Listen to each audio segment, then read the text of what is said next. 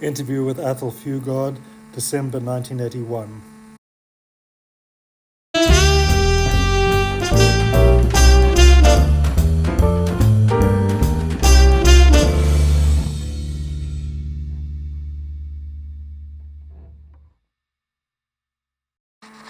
Okay, I just want to talk with you a bit, sort of one director to another, but a younger director to an older director. And I want to just start by, say, a remark that was made when you made that in Korto, talking to the people there. You said, when you start work, the important thing is to get the actors to understand the play before you can do anything. What is what sort of techniques do you use? What do you mean getting the actors to understand the script? There's something you've got to do very initially, which is, I don't think there exists a single play in terms of which a few fairly definitive statements cannot be made right at the start. Whether it's Waiting for Godot, or Mother Courage, or a Pinter play, or a Tennessee Williams play, I think there are a few very simple compass bearings, intellectually as such, that can be laid down right at the start. I just do not know of a play that does not make that possible. Tell me about those compass bearings. Are they compass bearings in terms of how the actors must approach the text, or just orientating them towards the play thematically? No, I think it's just to essentially establish, and that obviously varies in terms of whether you're doing a play by Samuel Beckett, or whether you're doing a play by Bertolt Brecht, or whether you're doing a play by Arthur Miller. They are compass bearings that establish the essential direction in terms of the experience that you want the audience to have. I mean, I don't think it's possible to think about a play and think that a play, any play, be it Hamlet, Mother Courage, Waiting for Godot, that there is any startling, new. We know now what those plays, what sort of territory those plays want to direct us as an audience into. And I think those first compass bearings in terms of a rehearsal room is simply just to define that, just to define the territory the play is going to occupy. And that's a general statement. That is something you can just say from the pulpit in a rehearsal room. Then something vastly more complex, more subtle starts, which is, if you're doing Mother Courage, talking to the actress who's going to be Mother Courage. And then your vocabulary has just got to change from being general. The first statement in terms of compass bearings, that was a general statement. What is the compass bearings? That's what I need. Yeah. Well, compass bearings was, I said to Anthony earlier. Maar what only what the Kompas, word means. kompas. Oh, Richting, yeah, okay. richting. Yeah, then I understand the... Yeah. Okay. Then, having moved from an area which, which must include the actors, the set designer, the stage hands, the stage manager, the scenic designer, the actors. From a statement as general as that, you then take on very specifically the actor. And the vocabulary, no two actors have the same vocabulary. Talking in terms of my personal experience, there are actors who I need to actually take on an intellectual exercise with. I need to actually say to them, listen, understand, I must analyze, take apart, reassemble, examine as if it was a piece of superb engineering, the structure of a role. Mm-hmm. before they can start to, or as they need to go into it. There are other actors who just work totally intuitively, and you just make a gesture. How important to you, I mean, apart from the work that you do with actors, how important do you regard the set, the work with the designer?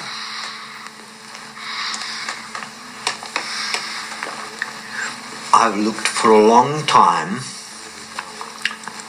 for designers who can understand and do the thing that I think is most important in terms of a play. I've got that man in London. I don't have that man yet in New York. I look for a designer who does nothing, which I think is the hardest. But I've got that man in London. He knows how to do nothing. He knows how to do nothing the right way, which is to do it all. And then the two of us just go through a process of elimination, and we take it away, and we take it away, and we take play like Sizwe Banzi, which started upstairs in the theatre upstairs at the Royal Court.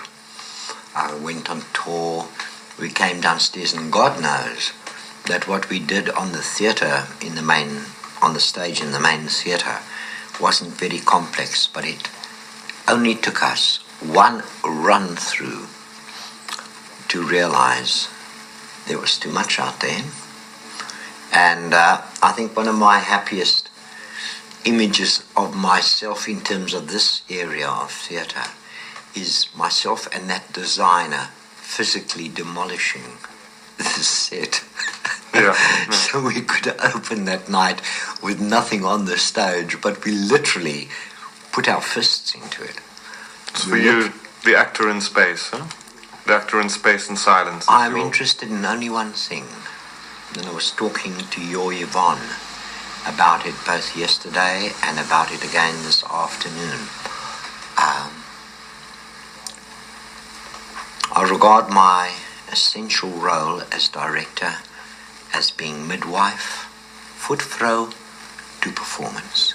I think that without performance, now I can remember a moment in Belgrade when I took statements after an arrest under the Immorality Act there with Yvonne Bryceland, Ben Kingsley and Wilson Dunster, and we did it the way we did it, which was nothing, nothing, a blanket and two naked bodies. At the same time, at the Belgrade Festival, was a company from Russia, the Tagonka company, who were doing Don Giovanni, and we went along to their performance eventually, and that was quite astonishing. I didn't know that they had come to see our work. There was an official reception, I think the day after or something like that. And suddenly this horde of what looked like bank managers and accountants descended on us. It was the Tagonka company. It was the Tagonka company actors. And Jesus Christ, let me assure you that these were actors, huh? Because I then went on to see their work later. But they just came, and one of the things they said to Yvonne, Ben Kingsley, Wilson Dunster, and myself was that it was inordinately gratifying for them, having seen our performance the previous evening, to have seen a stage just handed over to performance and nothing else. That actually there was nothing else to look at on that stage except the performance. Yeah. And whatever personal truth that involved. So you think that the essentials are the props that you need? For myself only. For myself. Yourself, I just talk in exactly the same way as we've talked about this question of living in South Africa or not living in South Africa. I don't extend my rules equivalently in theatre. I make theatre that way. In the process of making theatre, I mean, apart from the fact that you've done a lot of exercises with the serpent players, including the coat and Caesar Banzi is Dead on the Island, where you've used improvisation also as part of a method of writing, to what extent now do you use improvisation? What's for you the usefulness of improvisation? Say when you talked about improvising with the actors in Aloes when you first started rehearsing in Joburg, what sort of improvisation is that?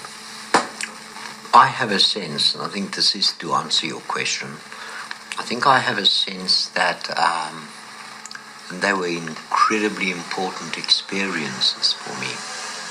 But I think that I have, and am still in the process of returning very massively to my private identity as a writer.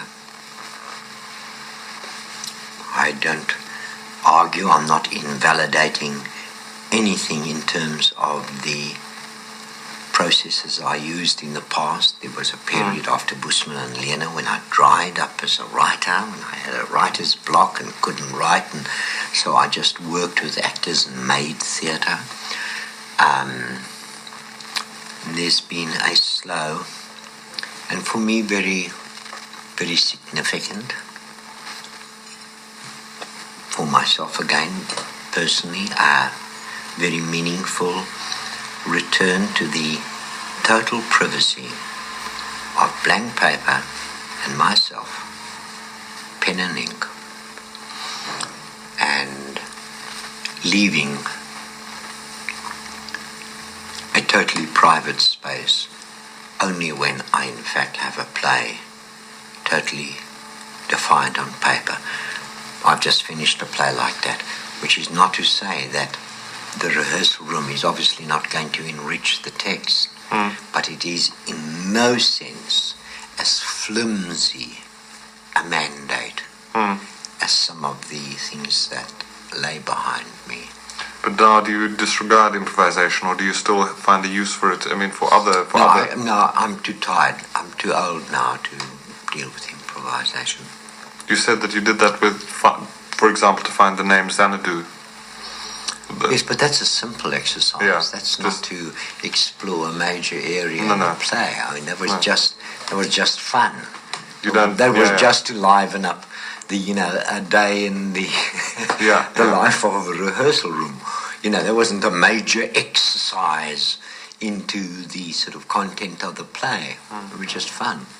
For the last years, I mean, it was for quite a long time, you've only directed your own work.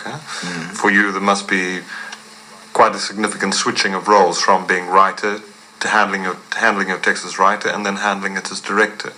Do you have, I mean, is that a clear step? How objective are you with regard to the text? No, I think that when I start to write a play, in the very first months, it takes me a year to write a play. In those early months, it is just me as a writer. And then, if the play is going to in fact live and be a play eventually, at a certain point,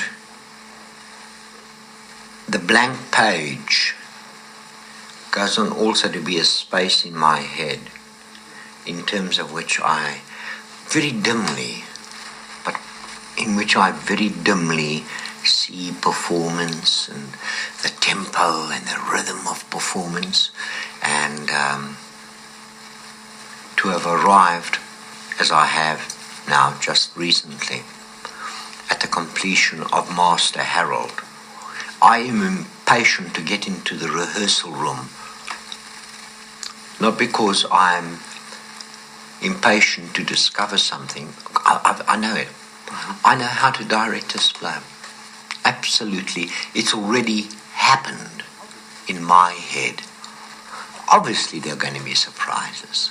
Obviously, actors, being what they are, going to enrich the text and going to lead me to discover values to moments that I don't know about at this point. Disappointments as well?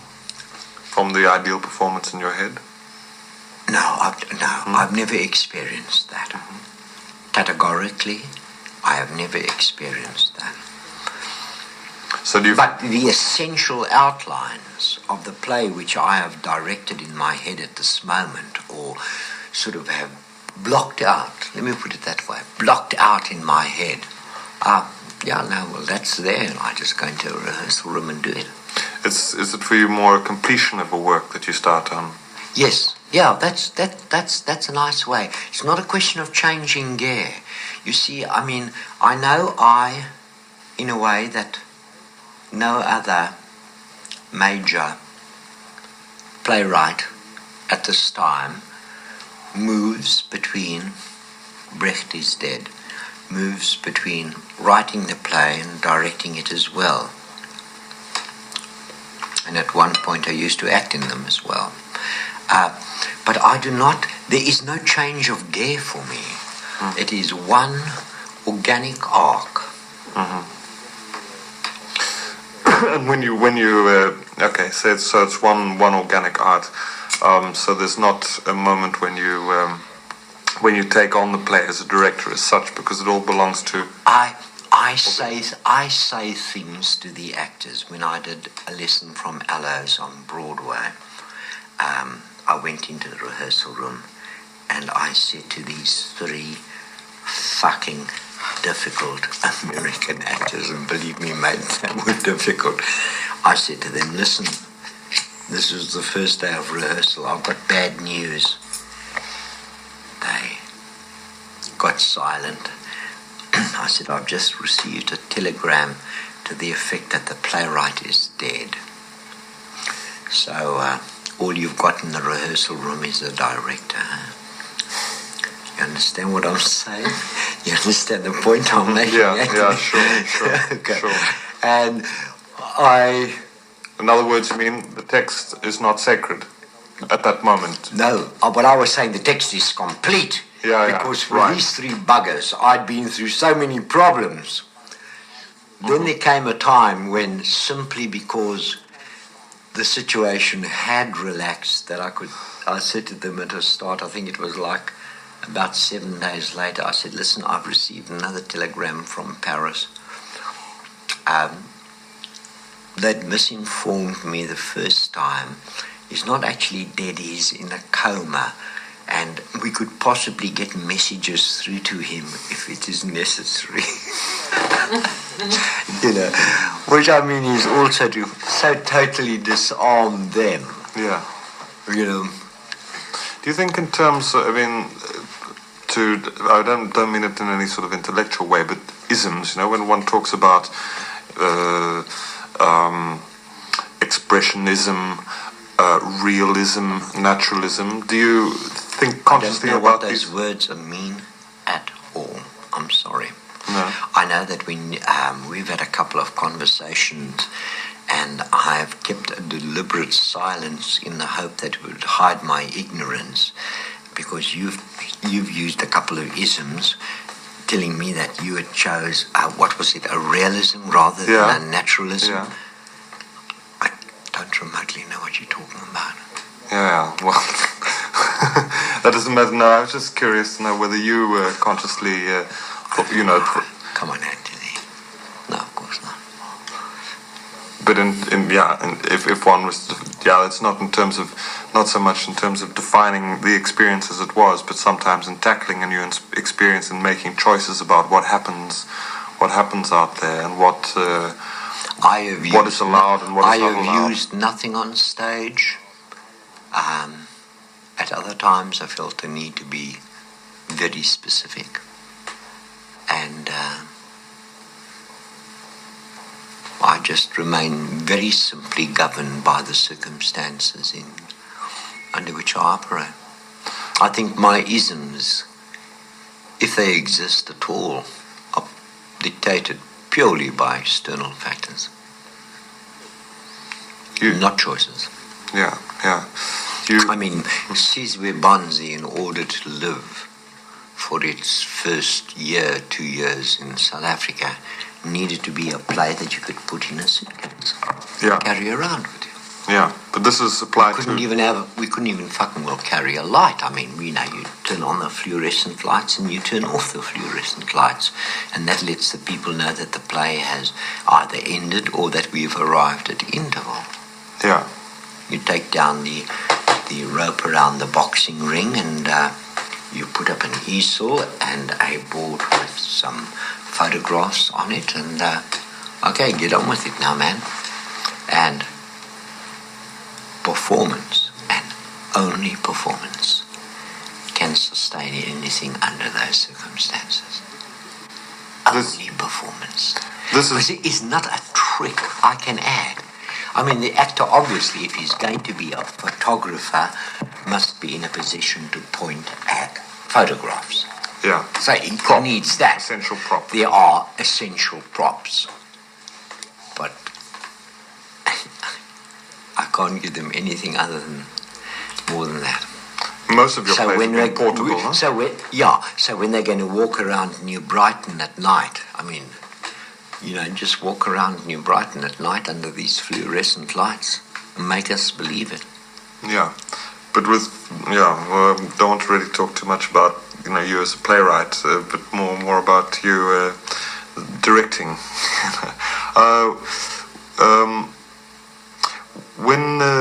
When did you last tackle a play by another writer? Was that long time ago, and I don't think I ever will.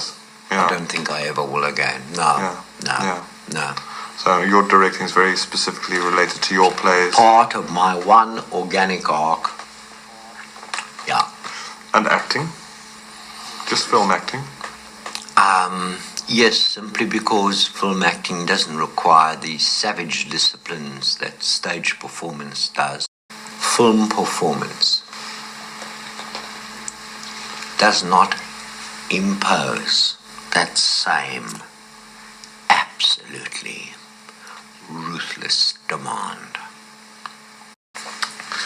Yeah, we both know that every actor that you work with, and literally every actor is very different, and you've got to find the key to that particular actor.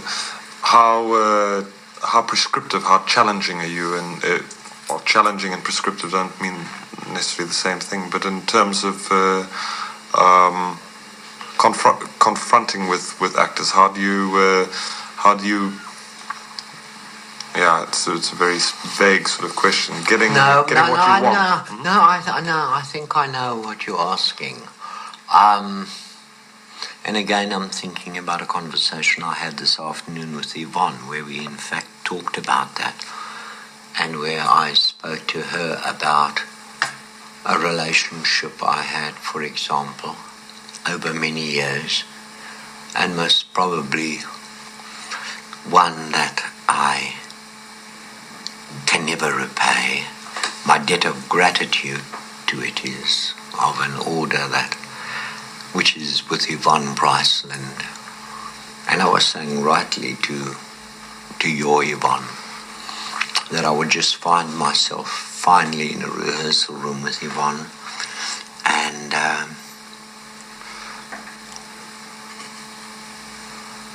directing her as our relationship grew involved using fewer and fewer words. I mean, I got to know her so well that I just knew the precise 5-word sentence to touch her pain button. When I touched it and I saw the pain flashing, to just use a gesture, and that was it. She understood.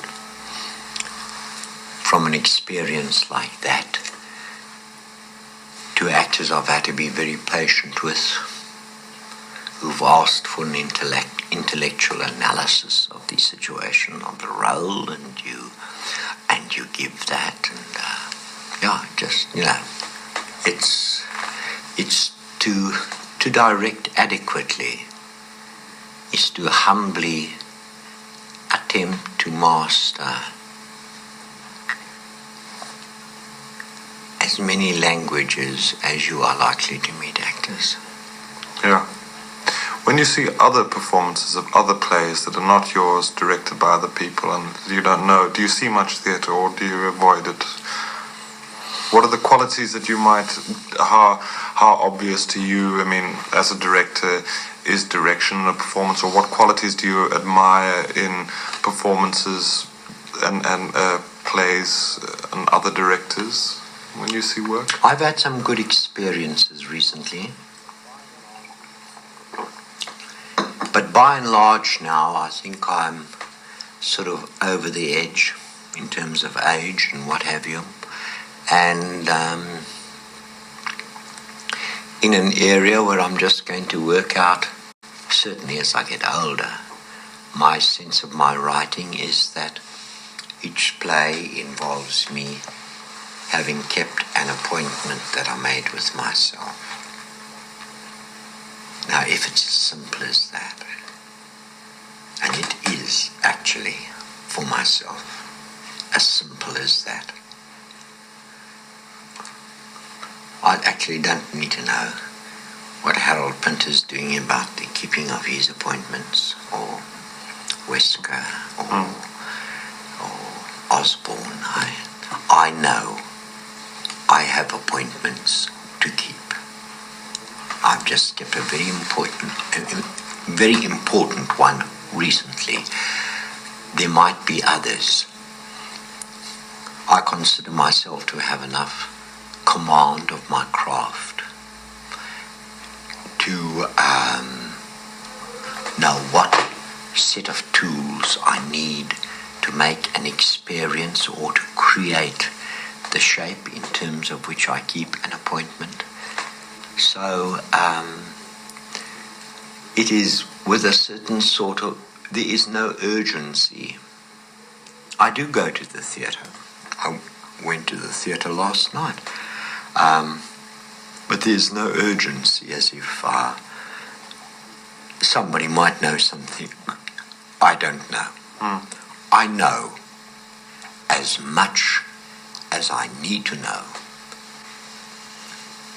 in order to keep, well, certainly in order to keep the last appointment I've kept. I don't know if there's another one.